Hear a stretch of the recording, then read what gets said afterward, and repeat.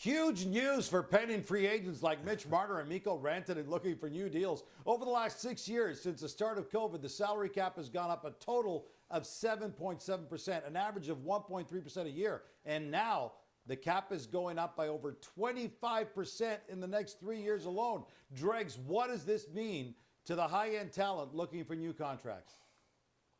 Well, if you're one of those high-end players, Gino, or a player agent, what it means is great things. You're making more money than you were expecting to make.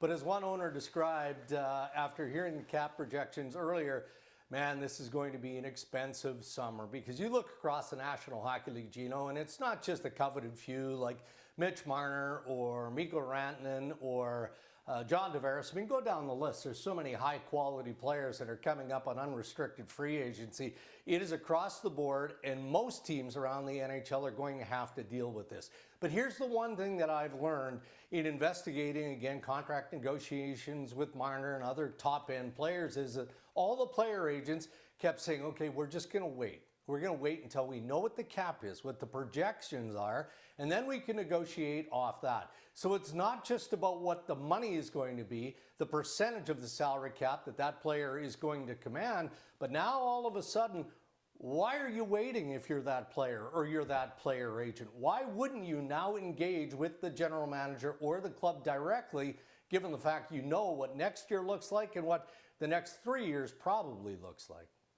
As the top of the cap goes up, so too does the basement. In 3 years' time, every single NHL team is going to have to spend at least $83.9 million. That's almost $20 million more than the minimum spend right now. Dregs, is there any concern that some of the smaller market teams who are struggling already won't be able to do this? And does the NHL and the NHLPA have a plan?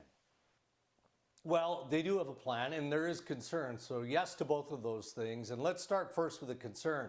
Again, when the projections were released by the National Hockey League and the Players Association, I think the knee-jerk response from some clubs outside of the commissioner's office who maybe don't have the same level of access was, oh boy, we're heading in the direction of a two-tier system, because there are a lot of clubs out there that have no interest in spending beyond $100 million. So what's the percentage of the cap teams when this is applied in year 2 or 3? Is it 50%? Is it 60%? What is it? So yes, concern to that.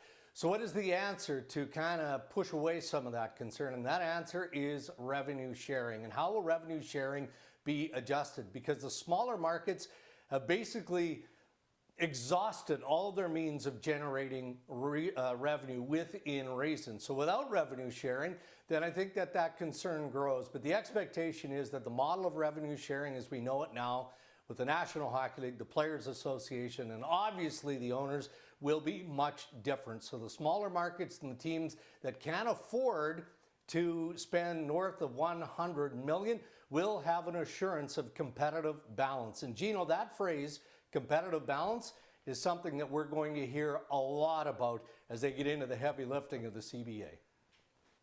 All right, Dregs, you mentioned the CBA. I want to follow up on that. So the cap is taken care of for the next 3 seasons moving forward. But there are a number of other very interesting things to handle from a business standpoint for the NHL and the NHLPA over the next couple of years.